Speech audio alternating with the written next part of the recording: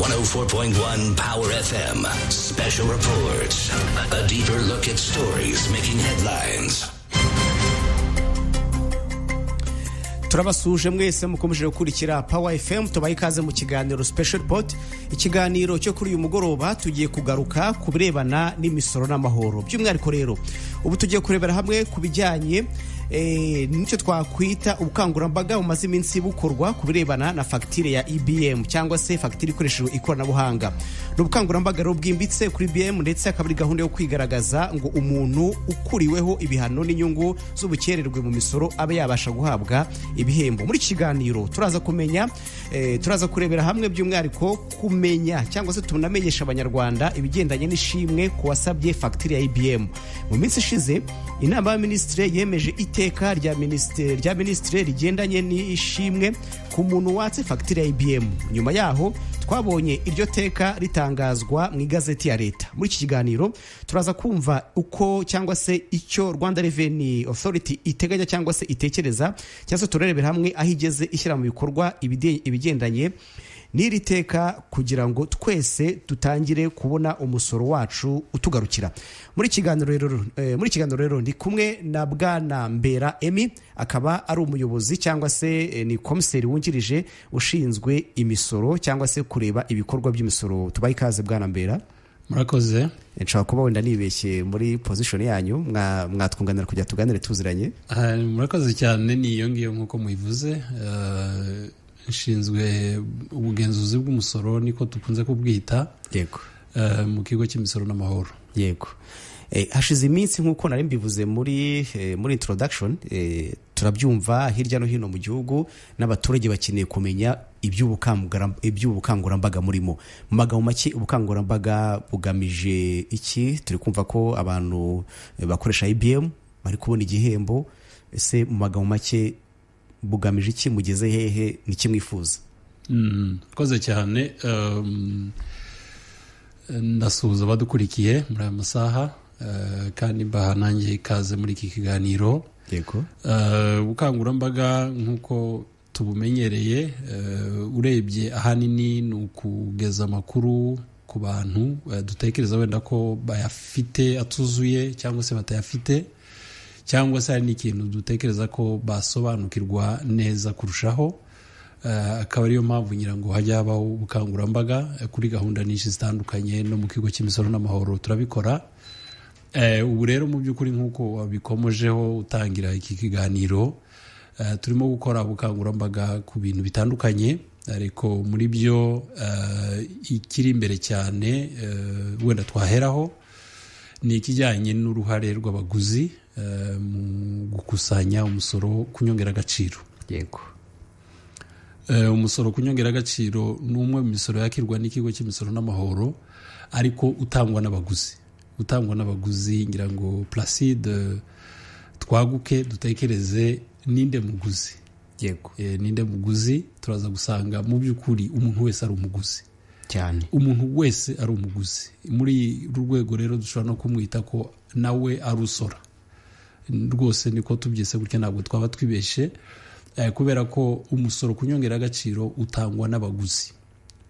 Abaguzi baguzi ibintu bitandukanye, byaba ari bifatika cyangwa se serivisi, buriya nibo bishyura umusoro ku nyongeragaciro. Ubu ukubiye muri kiriya giciro tuba tubona batwishyuza, ari amafaranga batwishyuza tugiye kugura umugati, tugiye muri restaurant, kugura amazi, kugura fanta, ikintu cyose buriya tuguze kiba kirimo umusoro wa TVA, iyo kidasonewe n'itegeko.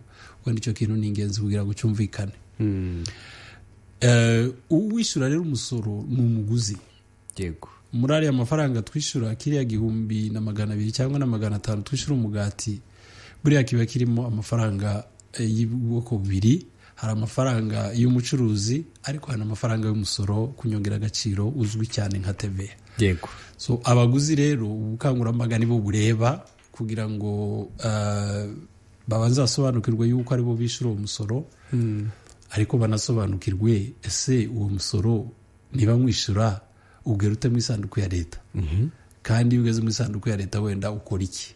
ngira ngo ubukangurambaga naho niho bugamije mu by'ukuri ni icyo tugamije cyane cy'uko ayo makuru amenyekana agasobanuka cyane kugira ngo umuguzi amenye ni gute nuruhe ruhare rwo kugira ngo uwo musoro n'ubundi ugere mu isanduku ya leta. Yego, nibyo koko turi kumva ko muri mu bukangurambaga kandi bugamije guhitura abaguzi baduteze n'amatwi rwose turabasuje aho bari. Ese umuntu yatayibaza kwaka fagitire ya EBM kugira ngo babone ishimwe kuri fagitire batse bigenda biti, bikorwa biti?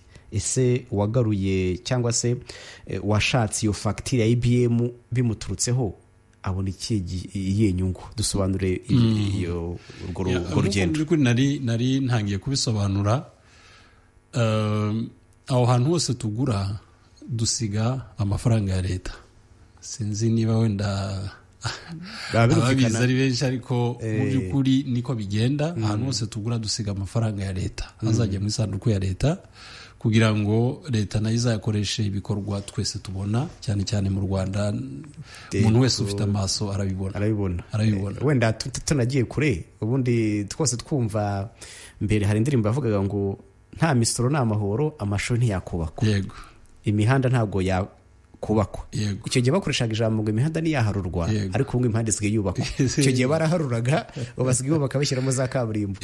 N'amatara, ikaraje public iragaragara. Abadukurikiye turagira ngo tubashe kubasobanurira uburyo imisoro igaruka igafasha bo bagira ubwite batanze amafaranga mu bijyanye no kubateza imbere, yaba ari ibikorwa remezo turi kuvuga, yaba no kugira ngo iterambere ry'igihugu rikomeze rigerweho.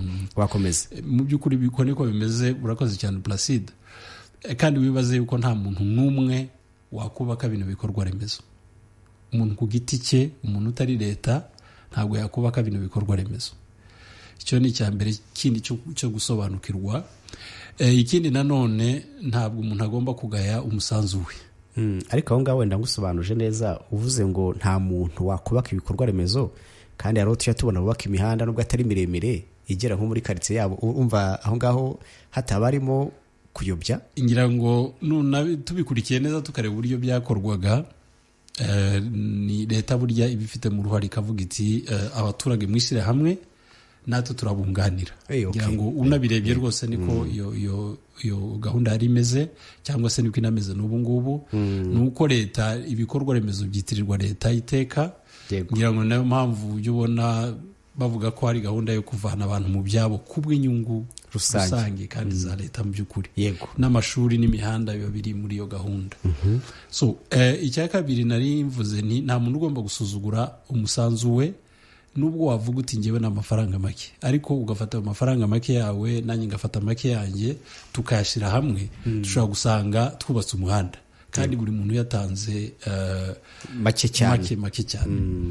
Kandi amafaranga burya y'umusoro ajyana n'ubushobozi bwa buri muntu. Nta usora ibirenze ubushobozi bwe. So aya mafaranga rero nk'uko nabivuze y'umusoro utangwa n'abaguzi, abaturage, witwa TVA, bawusigira abacuruzi. Iyo tuwusigiye abacuruzi rero nta kintu kiba kitugaragariza neza yuko ayo mafaranga azagera mu isanduku ya leta. Biba bigoye.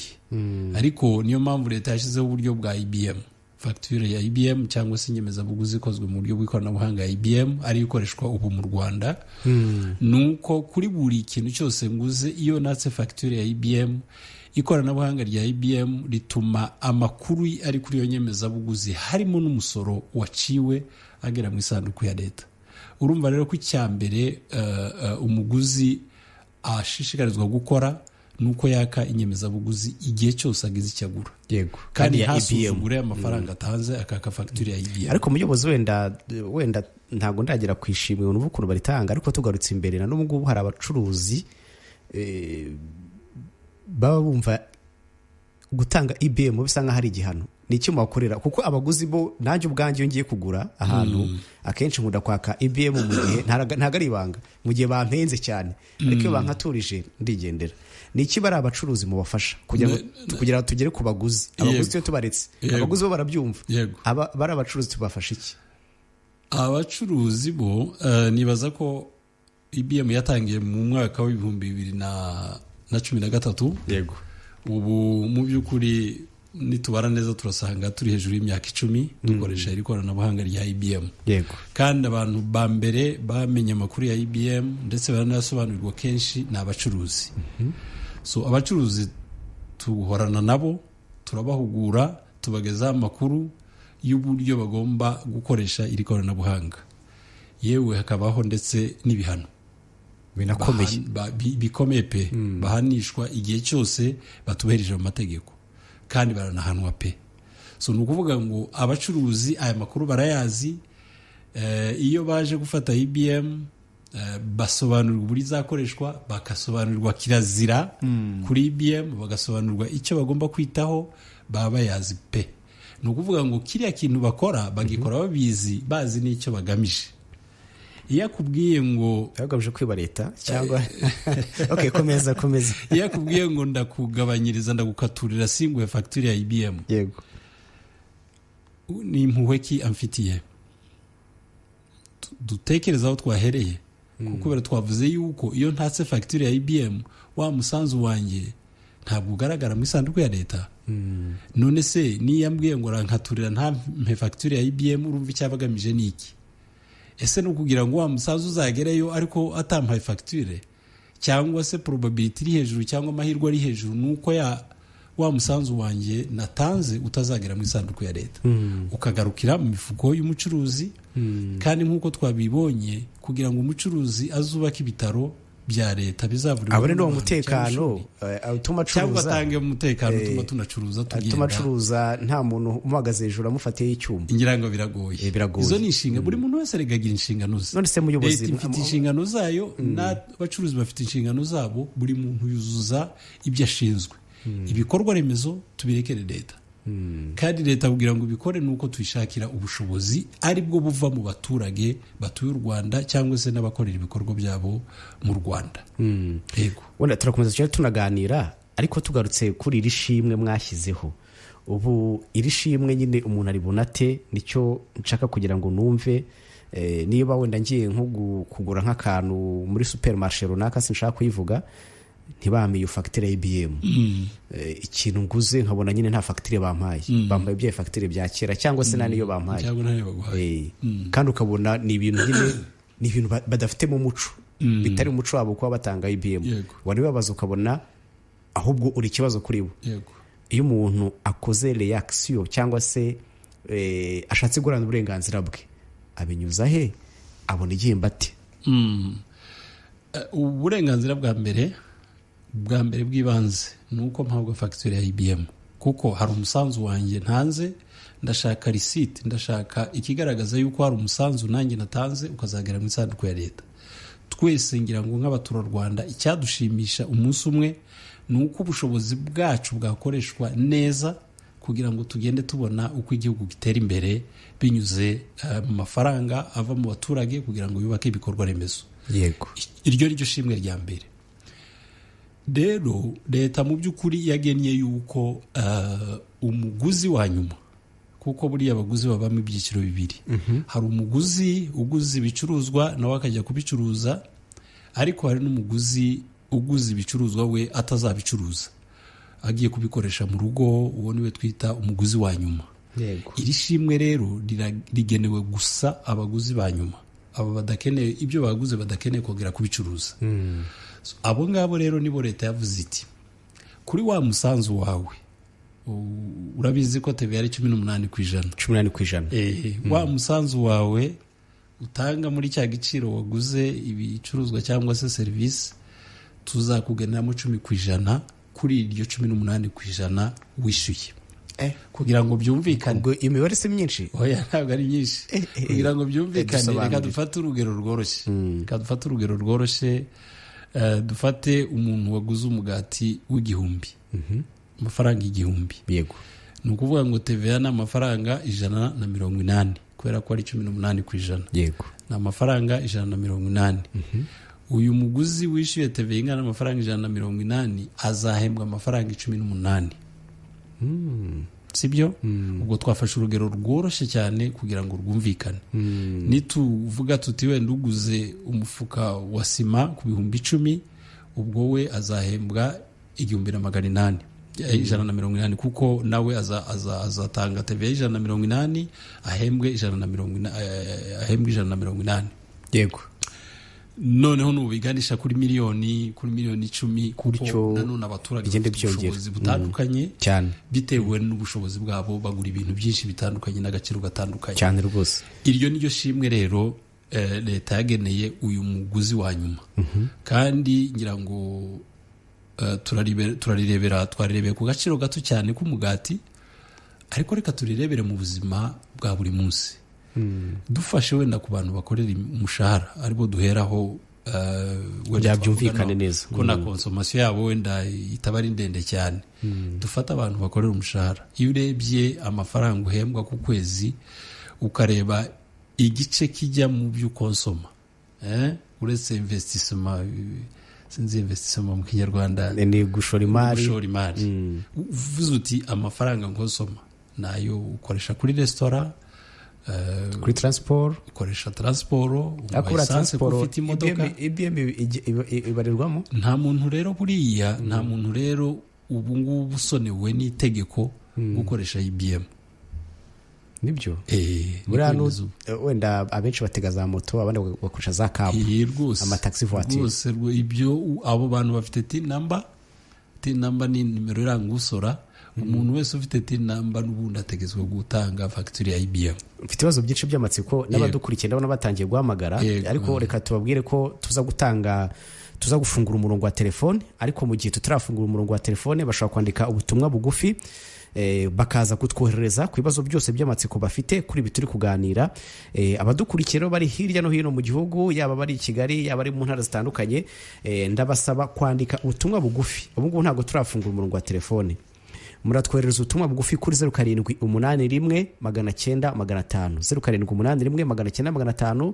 Ubutumwa bugufi bwawe turabusoma hanyuma tubugeze ku muyobozi waturutse muri Rwanda Revenue Authority hanyuma abasubize yaba ari SMS isanzwe ndetse na WhatsApp turaza kuza kunyuzamo amaso ariko kandi n'umurongo wa telefone turaza kufungura kugira ngo dukomeze tuganire neza. Mwebwe mudukurikiye muze kugira amatsiko muza gushira. Hanyuma rero muri studio ndabibutsa ko turi kumwe na Mbera Emi akaba ari umukomiseri wungirije muri Rwanda Revenue Authority ushinzwe ibigendanye n'imisoro. Hanyuma mu kiganiro turimo cyitwa Special Report nimujye kure turagaruka mu kanya. 104.1 Power FM Special Reports, a deeper look at stories making headlines. The Late Night Show. Hello? Mwiriwe neza? Mwiriwe neza. Aha, turavugana na duherereye hehe? Kubana Emi aherereye Nyabugogo neza gutya muri gare? Neza muri gare. Ukata amatike Emi? Ukata amatike? Wapira ngata amatike ariko cyo kwa ninjoro nibwo navumvishe radio hanyine nibwo navumvishe. Ariko ijoro rya ninjoro ryari byiza byata. Kuri kwimana. Garubuki? Nubwo mbe nayumvishe pe. Ngaho tubwire nk'ikintu wakundiye radio yacu ya Power FM. Ikintu cya mbe nakundiye ni indirimbo zayo. Aha, urakoze uwo mwita DJ muturage kabisa uba bacurangiye. Kabisa najyamye kujya uyu munsi mu gitondo ntabwo niriwe njya ku kazi nabyute 2:00 3:00 gutyo nakirenda byore. Akazi wakoze nukumva Power FM. Uyu munsi nta kandi kazi niriwemo. Gahunda rero ni wafashe ihe myanzuro sasa rero tugasoza. Wowe ni iyihe myanzuro wifatiye? Kumenye kiva mu kazi. Ngeze mu rugo. Na handi rushinge nzajya ndwerekera. Honey, I think you need a doctor. Doctor's orders. Every day from 8 p.m. to midnight. The Late Night Show on 104.1 Power FM. 104.1 Power FM. Special Reports. A deeper look at stories making headlines. Twongeye kuguha ikaze wahisemo kumva 101.1 Power FM turi mu kiganiro kirebera hamwe ibijyanye n'imisoro n'amahoro. By'umwihariko tukaba turi kuganira ku bijyanye n'ubukangurambaga bumaze iminsi bukorwa n'ikigo cy'igihugu gishinzwe kwinjiza imisoro n'amahoro aricyo Rwanda Revenue Authority mu bijyanye no gushishikariza abasora cyangwa se n'abakiriya kugira ngo bagire umuco wo gusaba EBM cyane ko ari uburenganzira bwabo ndetse no gufasha igihugu mu iterambere muri rusange. Muri studio turi kumwe na Mbera Emi akaba ari komiseri wungirije ushinzwe ubugenzuzi ubugenzuzi bw'umusoro mu kigo cy'u Rwanda gishinzwe kwinjiza imisoro n'amahoro aricyo Rwanda Revenue Authority. Hanyuma rero reka tugaruke muri studio zacu. Yakomeje adusobanurira uburyo uwasabye EBM ashobora kuba yabihemberwa. Yatubwiye ko ari 10% niba nibuka neza muri TVA 18% igomba kujya mu isanduku ya leta. Ariko wenda tutarasubira mu byo dusobanuraga muri atayibaza ubwo leta ntago yo muri kuyibisha kuki iyo 10% muyiha umukiriya. Okay, umuntu yakireba muri ubu buryo. Cyambere nuko nubundi amafaranga ya leta na ya leta koko kandi n'ibyo yakoresha biri mu nyungu z'abaturage. Yego, uko niko kuri kandi ngira ngo ni bigomba gusobanuka gutyo. Na amafaranga ava mu baturage akajya mu isanduku ya leta, ariko nubundi leta izayasubiza mu baturage mu buryo bumwe cyangwa ubundi. Yego. Kuri ubu buryo rero mu by'ukuri ni uburyo bwiza bwo kwigisha no guhugura no guha amakuru umuguzi ndetse no kumushimira kuri icyo gikorwa arimo gukora. Ni ukuvuga ko abandi batatse facture ya EBM bashobora gutanga TVA 18%, ariko urebye uwo muturage we watse facture ya EBM azajya atanga TVA 16% hafi aho ngaho n'ibice bikeya. Byumvikane ko mu by'ukuri n'ubundi leta n'uburyo nyine bwo gushimira uyu muturage, ntabwo ari ukuyibisha. N'ubundi amafaranga agaruka akajya gukora ibikorwa bifitiye inyungu abaturage.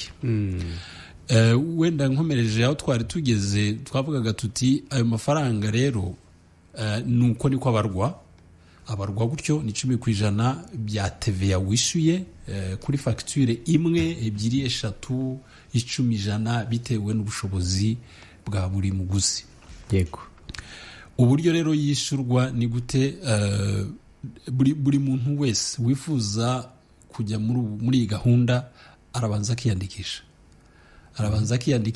Dufite uburyo bw'ikoranabuhanga umuntu yakwiyandikishamo bw'uburyo bubiri. Uburyo bwa mbere ni wakoresha telefone iyo ari yo yose, ugakanda akanyenyeri 800 urwego, ugakurikiza amabwiriza. Ni intambwe ngira ngo 3-4 ngufi cyane ku buryo buri muntu wese yakwiyandikisha. Akanyenyeri 800 urwego, ukemeza. Iyo wemeje bakubwira guhitamo ururimi, birumvikana ugahitamo Icyongereza cyangwa se Kinyarwanda.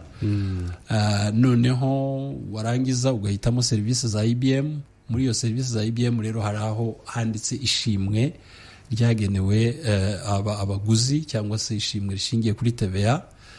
Iyo uhisemo aho ngaho, icyo tugusaba inyuze muri ubu buryo ni nimero y'indangamuntu yawe. Iyo ushizemo, kubera ko ibihujwe n'amazina ndetse n'iyo telefone, ubu maze kwiyandikisha muri iyi gahunda, ku buryo ibizakurikiraho ni ukujya kwaka amafacture. Noneho systeme nayo ibara ibyo bihembo yamaze gukorwa. Numara kwiyandikisha bazaguha ni nimero umubare w'ibanga uzakomeza gukoresha igihe cyose ushaka kumenya amafaranga yawe umaze kugezamo igihembo bitewe n'ibyo waguze. Ariko nanone hari n'abandi bafite uburyo bagera ku ikoranabuhanga bitabagoye, bidasabye gukanda akanyenyeri. Ajya ku rubuga rwa Rwanda Revenue Authority, akabona ahantu handitse my RRA. My RRA ni uburyo ikigo cy'imisoro n'amahoro cyashizeho ku buryo serivisi zose zitangwa n'ikigo cy'imisoro n'amahoro zigomba kunyura aho ngaho. Harimo niyo guhemba nyine abaguzi ba nyuma, naho banyura bakiyandikisha. Kwiyandikisha rero na munota umwe birangiye, kandi iyo urangije kwiyandikisha wiyandikisha rimwe, hasigaye ukaba ufite account yawe cyangwa se konte yawe. Uzajya ukomeza kureba aho ugejeje imihigo, niba ariko twabivuga. Yego. Ukabibona bikoroheye kandi mu buryo bw'ikoranabuhanga. Abantu bashobora kwibaza bati, nk'umuguzi ugiye mu iduka kugura ibicuruzwa bye, ese niba bamuhaye facture ya EBM azabwirwa n'iki ko iryo shimwe aribonye? Ese ubundi rishyirwa hagana he? Uvuze kuri konti. Yego, ni konte. Navuze konte yishimwe, katuyite gutyo konte yishimwe. Ni mobile money cyangwa ni konti ya banki? Ubwo dushatse twayibara nka konti ya banki, konti ya mobile money. Ariko ni konti yawe ibitsa amakuru yose yawe n'ibigendanye nawe kuri iyo systeme yishimwe. Iyo systeme yubatse buri muntu wese aba afite icyumba cye, reka tuyite icyumba cyawe. Okay, muri iyo systeme ya Rwanda Revenue. Muri iyo systeme ya Rwanda Revenue yitwa yishimwe. Okay. Hanyuma rero iyo umaze kwiyandikisha nyine uba ufunguye icyumba cyawe kibikwamo amakuru yawe yose ajyanye n'amafagitire wahawe, amafaranga yishimwe wagenewe ndetse n'amafaranga yishyuwe. Uburyo rero aho umuntu ahera ingenzi iyo umaze kwiyandikisha ni ukujya kugura. Icy'ingenzi ni uko ahantu hose uguze ubabwira bakandika nimero ya telefone yawe kuri iyo fagitire. Yego, icyo kintu ni ingenzi kuba dukurikiye kuko iyo imaze kwandikwa kuri telefone yawe ibibaye yawe, nta wundi muntu wazitirirwa iyo fagitire. Ibibaye fagitire yawe ku buryo iza muri ya systeme no muri cya cyumba cyawe. Noneho igihe cyo guhemba cyagera, kubera ko itegeko ryasabye yuko ayo mafaranga azajya kusanywa avuye ku bacuruzi bayakiriye, birumvikana bakayamenyekanisha bakanayishyura. Hari abishyura mu gihembwe, hari n'abayishyura mu kwezi. So iyo bamaze kwishyura rero ayo mafaranga arakusanywa akoherezwa kuri telefone ngendanwa za buri muntu, kuri mobile momo za account za buri muntu. Ariko twateganije yuko hari uwavuga uti ngewe ndifuza yuko amafaranga ajya kuri banki. So muri kwa kwiyandikisha rero ugaragaza n'uburyo wifuza yuko iryo shimwe ryawe uzaribona. Niba wifuza ko uzaribona rinyuze kuri mobile money, uzatugaragariza iyo mobile money. Niba wifuza se ko rizanyuzwa kuri konti bancaire, n'ubundi rinyuze kuri konti bancaire, biterwa naho wahisemo. Yego, hari abashobora kwibaza bati usibye kwaka fagitire ya EBM watanze amakuru mu gihe yimwe cyangwa se yahawe fagitire ya EBM ituzuye, mwatubwiye ko nawe uhabwa 50% y'ibihano bicibwa wari ugiye kunyereza umusoro. Ese watanze ayo makuru we ishimwe aribona ryari? Ese ubundi iri shimwe ryo ritangwa rite? Kugira dufashe kumva niyo 50%. Aha ngaha ngira ngo reka nsobanure iki kintu mbere yo gusubiza icyo kibazo waruvuze. Icya mbere ni uko ishimwe rigenewe umuguzi wa nyuma ari 10% bya TVA yishyuye. Ariko nk'uko tubizi, icyo nicyo nasobanuye. Ariko nk'uko tubizi, hari igihe umucuruzi yinangira kuguha inyemezabuguzi cyangwa akaguha inyemezabuguzi ituzuye ya fake. Dushobora kwita ya fake, ni ya fake kuko ifite amakuru cyangwa se ikatwita ituzuye. Akaguha fagitire ituzuye. Niba tuvuga ngo wa mufuka wa sima nawisha amafaranga 1000 akandika 9,000, 10,010 nako akandika 9,000 cyangwa 8,000, bibaho. N'ubu ngubu nakwereka ibirego abantu batugezaho bavuga yuko bishura 10,010 ariko bakandika 9,000 na 500 cyangwa 8 gutyo, bitewe n'icyo umucuruzi yaragamije. Urumva ko hari uburiganya wabukozwe cyane. Ntahabwa fagitire cyangwa se ntahabwa ituzuye, muri ubwo buryo hombi hari uburiganya.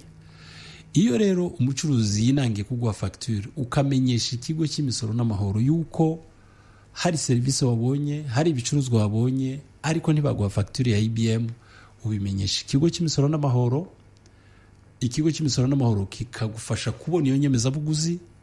Iyo ubonye iyo nyemezabuguzi ubona rya 10% ry'igihembo, ariko kubera ko wa mucuruzi ari buhanwe, ahanirwa kubera ko ataguhaye inyemezabuguzi ya EBM.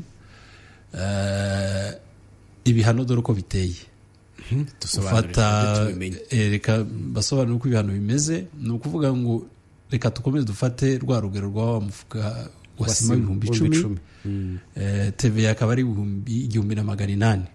Iyo inyemezabuguzi itakozwe, uyu muntu ahanishwa inshuro 10 agaciro ka TVA. Ubwo ni 18,000. Yego, nibyo hanishwa. Icyo ni igihano. Nahanishwa 18,000, wowe wishyuye ntiwahabwa inyemezabuguzi, ufite uburenganzira ku 9,000 by'igihembo. Nibyo niko bimeze. Ahabwa 50% by'ibihano byahawe uwo mucuruzi wakoze ayo mafuti, ayo manyanga. Okay.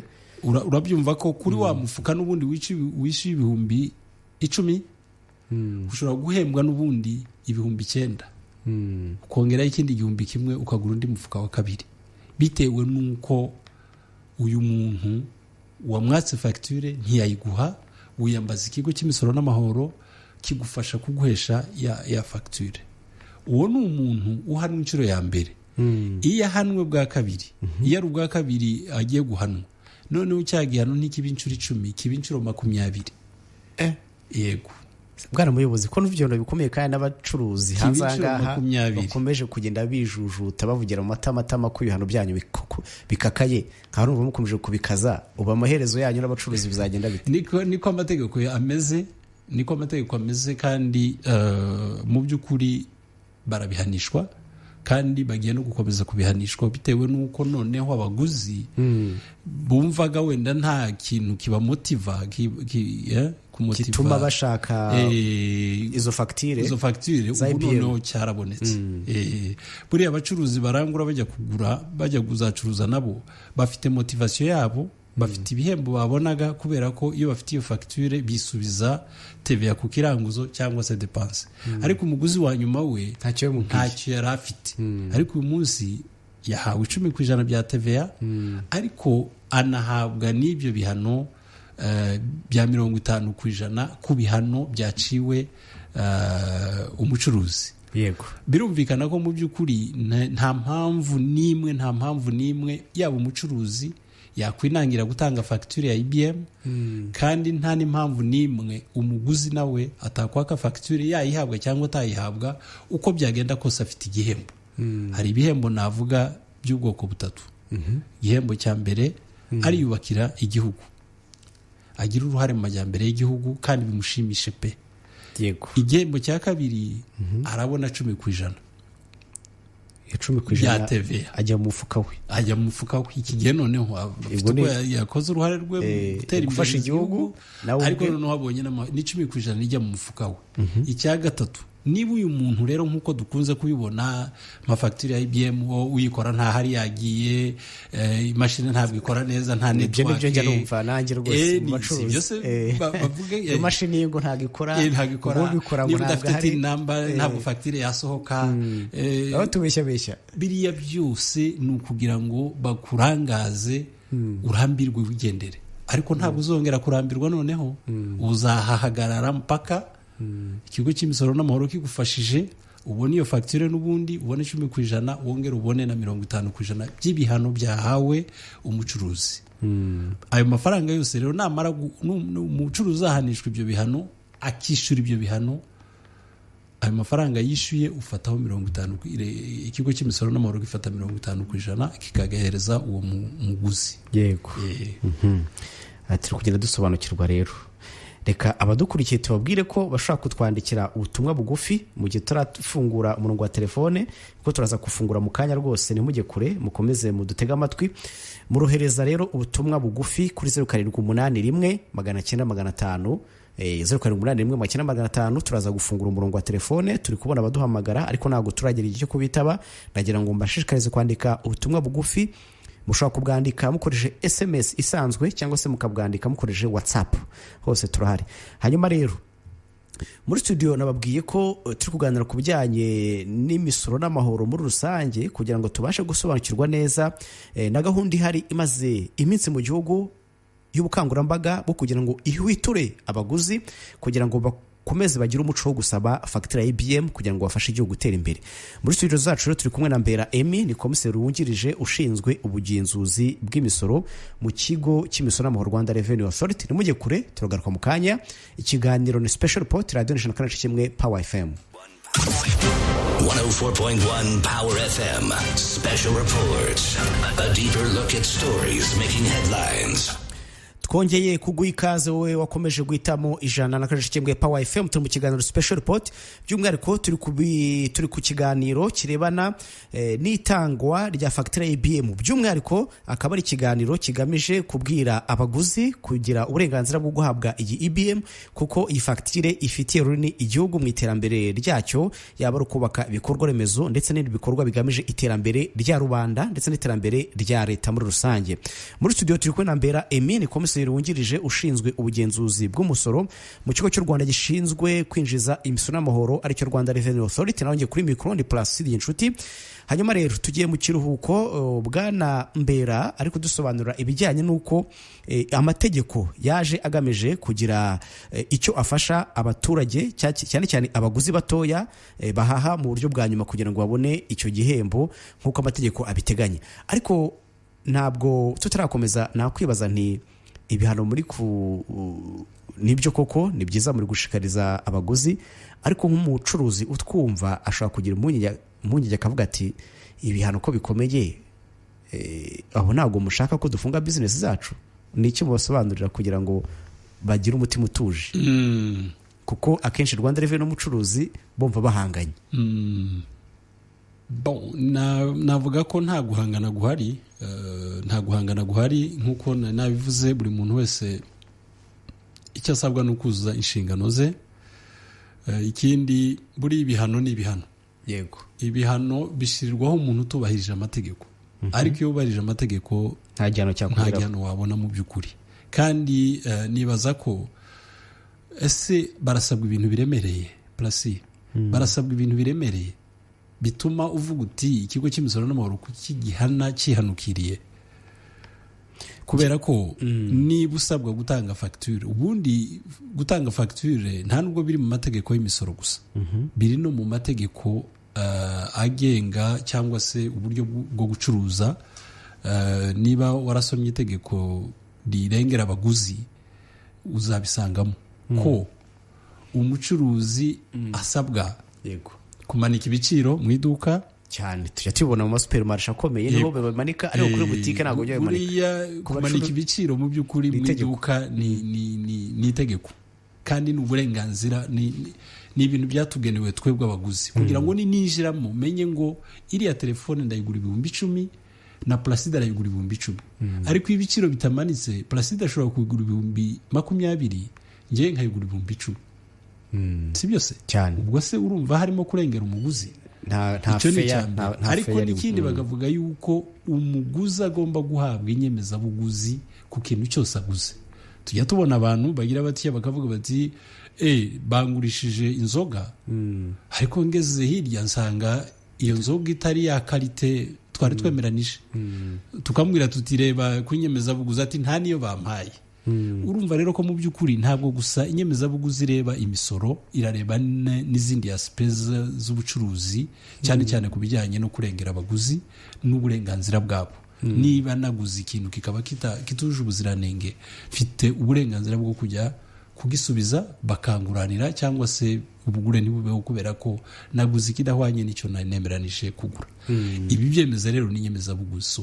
Keretse n'umubwira ngo gusaba umucuruzi gutanga inyemezabuguzi ngo ni ukumusaba ibintu biremereye cyane. N'iyo tekinoloji ni ikigo cy'imisoro n'amahoro cyayibahaye kandi kitanga ku buntu, nta kiguzi kirimo pe. Ariko mbere yarishyurwaga, ikanabigisha n'uburyo mbere yarishyurwaga. Niyo mpamvu nyine uko tugenda tujya imbere, tugenda dushaka ibintu byose byunganira cyangwa se bifasha bikanorohereza abakora imirimo y'ubucuruzi.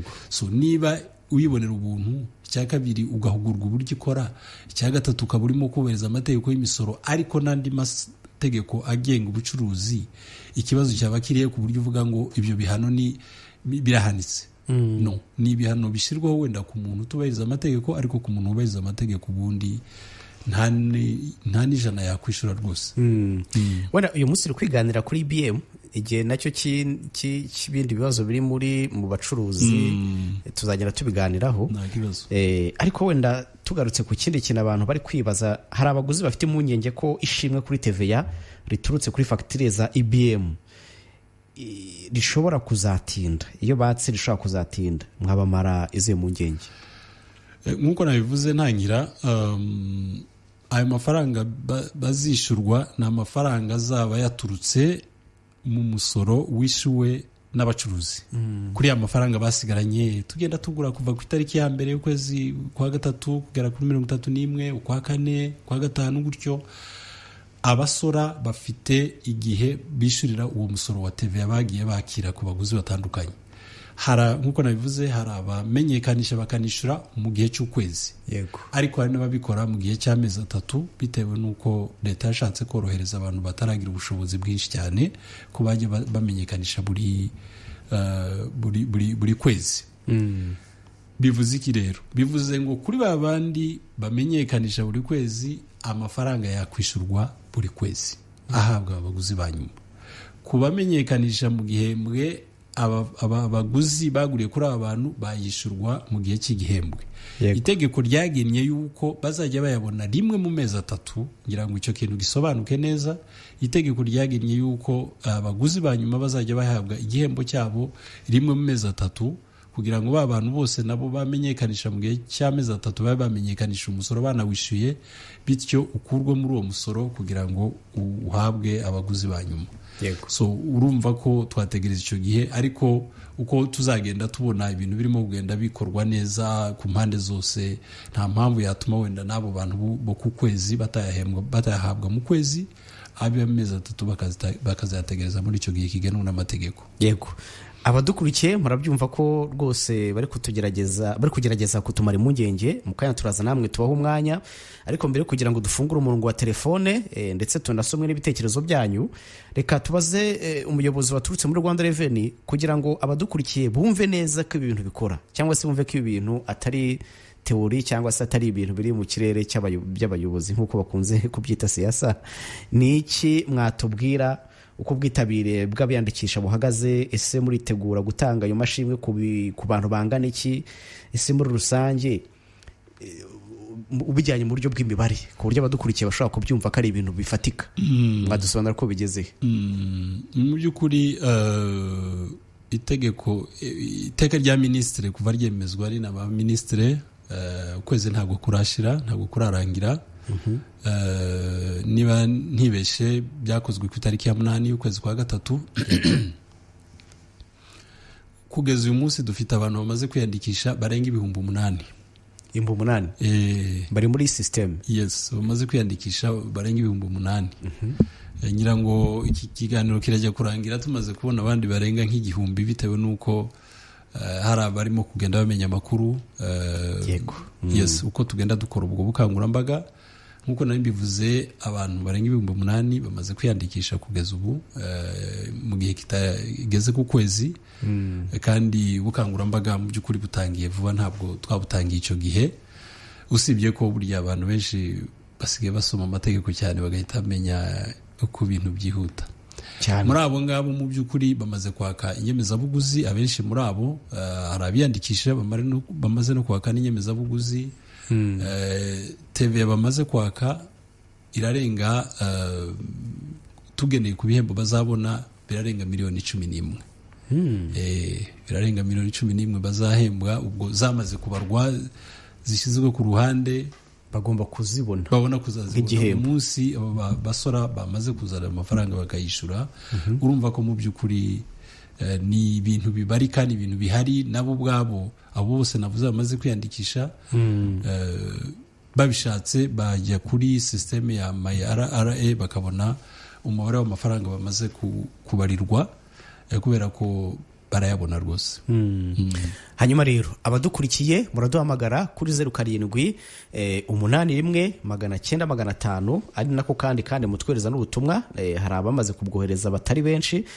Muratwereza ubutumwa bugufi kuri 0781 umurongo wa telefone umwungiye kufungura aka kanya tuvugana.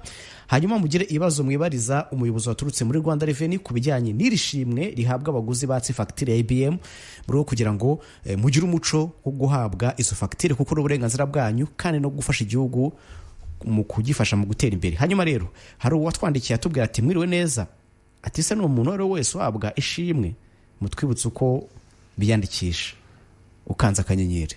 Yego, ni buri muguzi wa nyuma. Ndavuga ko umuntu uzagura ibicuruzwa akabyandikishaho tin number, ni ukuvuga ko agashirishaho tin number nk'iyaguze. Uyu muntu ntarebwa n'irishimwe. Urebwa n'irishimwe ni umuguzi wa nyuma, ibyo yaguze atagiye kubicuruza, agiye kubikoresha ku giti cye, mu rugo cyangwa ahandi, akibuka gushirishaho nimero ye ya telefone. Ni ukuvuga ngo abacuruzi bose baza aho bakwandikiye nimero ya telefone y'umuguzi ku buryo iba iyawe. Iyo hariho nimero ya telefone, ubu cyo gihe tubara ko uyu muguzi ari umuguzi wa nyuma wahabwa ibihembo. Kugira ngo uhabwe ibihembo rero nuko wiyandikisha uko twabivuze, kwiyandikisha rero twibutsa akanyenyeri 800 urwego, ugakurikiza amabwiriza 800 urwego, ukemeza, ugakurikiza amabwiriza, ushiraho uhitamo ururimi, ugakurikiza serivisi za EBM. Yego, ngira ngo yabyumvise urutwandikiye. Ariko ku murongo wa telefone ndabona hari umuntu. Power FM, allo? Allo. Mwiriwe neza? Mwiriwe neza. Yego, wakurikiye ikiganiro? Niba utagikurikira utanga umurongo abandi bahamagare, kuko uyu nguyu ngira ngo niba abantu baba bari aho ngaho bagamije gutwara umwanya w'abandi, ariko nabyo ntacyo biba bitwaye. Ariko abakurikiye ikiganiro turi kuganira n'umuyobozi waturutse muri Rwanda Revenue. Twaba turi kuganira ku bijyanye n'ishimwe rihabwa abaguzi batse facture EBM. Ni kampanye cyangwa se n'ubukangurambaga bugamije guhitura abaguzi kugira ubwo burenganzira, cyane ko uburenganzira bwabo ku giti cyabo ndetse uburenganzira ku gihugu kugira ngo bafashe igihugu gutera imbere. Uyu nguyu yanditse ubutumwa bugufi uvuga ngo mwiriwe, nitwa Nzibonera, mfite ikibazo cya moto ebyiri, ariko moto imwe bayinyishuje amafaranga menshi kandi nishyuraga 18,000. ubu amande nishyuraga 18,000. ubu amande yagezeho nabigenza nte gute? Murakoze. Uyu nguyu ngira ngo namugira inama hakorera, sinzi hakorera niba ari Kigali cyangwa se mu ntara, akarere kariko kose yakoreramo bikorwa bye, yakwegera ishami ry'ikigo cy'imisoro n'amahoro, akagaragaza niba izo moto zikora, niba zitagikora, niba yaramenyekanishije, niba ataramenyekanishije, bamufasha rwose bakamubufasha bukwiriye. Yego, ngira ngo uyu nguyu yitwa Nzibonera arashubijwe. Ariko wenda tutararekura umuyobozi kugira ngo abashe no kudusobanurira neza muri rusange, hari ikintu twakwita kwigaragaza ku bushake. Rimwe mu mateka ya minisitiri aherutse gusohoka harimo indi nkuru nziza ijyanye n'abantu batatanze imisoro cyangwa abayitanze nabi bifuza kugaragaza ku bushake bwabo ibitaragenze neza. Ubusanzwe iyo mubonye abatarishyuye imisoro murabahana, ariko aha twumvise ko ibihano n'inyungu z'ubukererwe bizakurwaho. Mwadusobanurira kuri ibi ngibi bijyanye no kukwigaragaza ku bushake? Wakoze cyane Placide. Ubu mu kanya gashize twavugaga cyane cyane ku baguzi ba nyuma. Ubu noneho icyo kibazo warumbajije, nimero twakiriye umuntu kugira ngo tumuhe amahirwe iminota yatujyanye. Power FM, allo? Oya, isavaho bakomeza kudusobanura ku bijyanye no kwigaragaza ku bushake. Twavugaga abaguzi ba nyuma, ariko noneho ubu ngubu turavuga ku bacuruzi, abasora. Yego, aba ni amahirwe rero nabo bahawe kugira ngo bigaragaze ku bushake, bitewe n'uko hari umusoro wenda bashobora gutekereza yuko batishyuye, batamenyekanishije ngo banishyure mu buryo bukwiriye. Yego, ikigo cy'imisoro n'amahoro kigira gahunda y'ubugenzuzi, icyo twita audit, kijya kigenzura iyo kumenyekanisha byarangiye, kikareba niba umusoro wamenyekanishijwe ndetse ukanishyura koko uwanye n'uwagombaga kwishyura ukanamenyekanishwa. Yego, hari impamvu nyinshi zituma usora yakwibesha, hagira ibimunyuraho, cyangwa se bitewe n'impamvu runaka akaba yamenyekanisha umusoro ariko udakwiriye. Yego, iyo ikigo cy'imisoro n'amahoro cyagiye kugenzura kigasanga hari utaramenyekanishijwe ngo unishyurwe, yego, cyapurika icyo amategeko ateganya. Mu byo amategeko ateganya rero hari guhana kuri ayo mafaranga ataramenyekanishijwe ngo yishyurwe mu gihe. So ubu rero hari inkuru nziza nk'uko wari ubivuze. Leta y'u Rwanda yagennye yuko abacuruzi, abasora muri rusange bahawe amahirwe yo kwigenzura bagasubira mu bitabo byabo, bagasubira mu mibare yabo, bagasubira muri stoke zabo, bagasubira ku mishahara bahemba abantu, bakareba ibyo baranguye, bakareba ibyo bacuruje, bakareba ibyo bamenyekanishije. Yego. Bakavuga batese nibyo. Niba ari byo nta kibazo rwose, ariko niba atari byo akaba yasanga hari impamvu imwe yatuma hari icyo yakosora kitakozwe neza, nicyo cyiswe kwimenyekanisha ku bushake, kwigaragaza ku bushake. Ibyo rero bikorwa mu gihe gito kandi kimboneka rimwe. Yego. Muri gahunda zose n'ibihugu byose byagiye bibikora, ni ikintu gikorwa rimwe mu myaka magana. Ntabwo ari ikintu gihoraho mu buryo wavuga ngo aya mahirwe nancika nzongera nabone mwaka utaha cyangwa imyaka 2 itaha, oya pe. So ubu rero leta yashizeho ubwo buryo ibinyujije kuri Minisitiri w'Imari, ivuga yuko guhera mu kwezi kwa gatatu ku itariki 22 kugeza mu kwezi kwa gatandatu ku itariki 22 umuntu wese wakwisuzuma agasanga hari umusoro ujyanye n'ibihe bibanziriza 2023, ubwo ni 22 kumanuka hasi. Yego. Akavuga ati hari umusoro wa TVA ntamenyekanishe neza ngo mwishure, hari umusoro ku bihembo, hari umusoro ku nyungu bitewe na stoke runaka, bitewe na facture runaka ntagaragaje, bitewe nuko nta nanayikoze. Abo twavugaga badakora amafacture kubera ko nubundi amakuru dufite adufasha kumenya umuntu wakoze ibikwiriye cyangwa n'uwakoze bidakwiriye.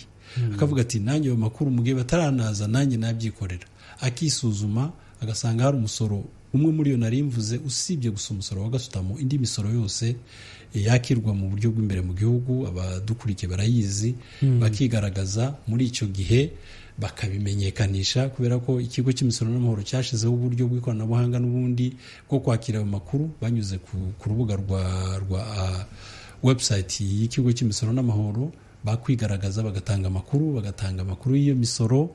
Hanyuma rero iyo bagaragaje ko hari umusoro runaka utaramenyekanishwe ngo wishurwe, niwo bishura wonyine, ntabwo bahanirwa uwo musoro. Nicyo nyine uko kwigaragaza ku bushake bivuze. Ubwo rero ni amakuru meza rwose, ngira ngo abasora bari bategereje, bagiye banabisaba kenshi bavuga batari ko se ko natwe hari ibintu dukora bidaturutse ku bushake bwacu, ntimwazatwihanganira tukabimenyesha, ariko ntimuzaduhane. Ubwo rero usangaga amategeko ataha ikigo cy'imisoro n'amahoro ubwo bw'inyagamburo, ariko none ubu ngubu burahari ku buryo mu by'ukuri umuntu yakwigaragaza ku bushake akishyura adaciwe ibihano. Bwana Mbera, ikibazo cya nyuma cy'amatsiko, tugarutse ku ishimwe rishingiye kuri TVA, hari abagerageza kwiyandikisha bikanga kandi banyuze mu buryo buzwi. Ese iki kibazo mwaracyumvise? Ni ukuvuga ko se bakoresheje akanyenyeri urwego, akanyenyeri 800 urwego. Nibaza ko mu by'ukuri icyo kibazo tutakizi nk'ikibazo gikomeye, wenda ntabwo tukizi rwose. Nibaza ko atari ikibazo, navuga ko ari ikibazo gihari cyatuma batiyandikisha. Ni ukuvuga ngo nta mpungenge zira? Nta mpungenge rwose, bashobora kwiyandikisha n'ubu. System irakora neza? Irakora neza rwose, ntabwo igipfa. Okay, nta kibazo. Ubwo nazo ni impungenge bamaze. Tugeze ku musozo rero, ndagira ngo nguwo umwanya mu masegonda make niba ari cyo bagiye kukubaza, hanyuma ugire icyo ubwira abadukurikiye. Ndashimira mwebwe mu by'ukuri mwadutumiye mukaduhaye amahirwe kugira ngo mutange namwe umusanzu wanyu mu kubaka igihugu, mudufasha muri ubu bukangurambaga. Ndabashimiye cyane. Ndashimira abadukurikiye, abatanze ibitekerezo mu buryo bwo kwandika, n'abadukurikiye bagafata umwanya wabo kugira ngo bumve ayo makuru. Ndabashimira. Ndashimira abasora nanone twatangiranye urugendo muri 2013 rwo kuyoboka ikoranabuhanga rya EBM. Mu by'ukuri ryatugejeje ku bintu byinshi cyane, twagiye dushimira n'ubundi dukomeje gushimira abasora. Ndashimira abaguzi basobanukirwa nuko aribo batanga umusoro ku nyongeragaciro, bakaharanira uburenganzira bwabo, ntibasohoke mu iduka badahawe facture ya IBM cyangwa muri restaurant n'ahandi hose, bakarwanira ubwo burenganzira bwabo bakabubona, bityo bagatanga umusanzu mu kubaka igihugu. Ndakangurira mu by'ukuri abaguzi kwitabira kwiyandikisha kuzajya babona iri shimwe ariko icy'ingenzi abaguzi kwitabira kwiyandikisha kuzajya babona iri shimwe, ariko icy'ingenzi bake fagitire ya IBM niba batayibona bahamagare 3005 30005 ni umubare utishyurwa kugira ngo bafashwe kubona fagitire yabo, babone icyo gihembo, babone n'igihembo gishingiye ku bihano byahawe abacuruzi. Abacuruzi rero ubundi bakangurira gukomeza kubahiriza amategeko ajyanye n'ibahirizwa rya IBM. Ikindi nk'uko twari tubivuze, aya mahirwe babonye yo kwigaragaza ku bushake bayafate, bayagira yabo. Nibagira ikintu badasobanukirwa begera ishami ry'ikigo cy'imisoro n'amahoro rirabaha ibisobanuro byimbitse, batazarengwa n'iki gihe ngo bavuge bati sinamenye yuko hari amahirwe yatanzwe. Ni amahirwe tubonye rimwe, sinibaza ko tuzongera kuyabona, ariko nitunayabona ni kera cyane, ntabwo ari ikintu cyakorwa muri uyu mwaka, mu myaka 2-3 iri imbere. Yego. Nimbera Emi akaba ari Nimbera Emi waturutse mu kigo cy'u Rwanda gishinzwe imisoro n'amahoro, by'umwihariko ni komiseri wungirije ushinzwe ubugenzuzi bw'umusoro mu kigo cya Rwanda Revenue Authority. Twaganiraga ku ishimwe rihabwa abaguzi igihe batse fagitire ya EBM. Akaba rero ari ubukangurambaga bugamije gushishikariza abakiriya kugira ngo bagire uruhare rwabo mu gufasha igihugu gutera imbere, ndetse banafasha na leta muri rusange gutera imbere nabo ubwabo biteza imbere muri rusange, nk'uko ikigo cy'u Rwanda gishinzwe kwinjiza imisoro n'amahoro kigamije guteza imbere igihugu. Hanyuma rero mwese mwo duteze amatwi aho murereye, reka tubashimire cyane, mukomeze mugire ibihe byiza kandi muhindire urushinge. Ngiye mvuga kuri micro ndi Placide Inshuti. Hanyuma ikiganiro special report naho ubutaha isango ni kuva ku wa mbere kugera ku wa kane guhera isaa 1 kugera isaa 2 z'umugoroba. Muramukeneza.